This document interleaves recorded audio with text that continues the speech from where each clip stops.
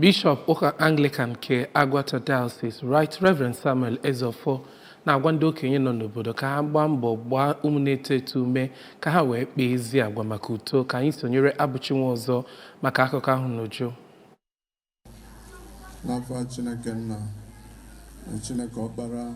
N'okwu Chukwu ya na Emmanuel Church Etinanka n'Orumba North Local Government Area, Bishop Ezeofor kwuru na ọ dị mkpa ka ndị isi ụka gbaa mbọ were ya bụ njirimara ndị ụka hụ na ha kụziri ya ụmụ ha. Ọ na-ekwu okwu a dịka ọ na-agbape ya bụ ụlọ ụka wee kene ndị ahụ maka ịrụ ya bụ ụlọ ụka. O kwukwere na nsogbu Naịjirịa nke gbara afọ 64 bụ enweghị ezi ntọala. Reason Chineke ji wee sị ka nwere ebe nchụaja bụ ka Chineke nye ndị ya onye bụ ohere ka ha wee fee ya ofufe ka ha wee nata ngọzi ya. Onye ka o ji wee sị ka e nwere ebe nchụaja, ya ka o jikwa wee sị na ya chọrọ ibi n'ime gị.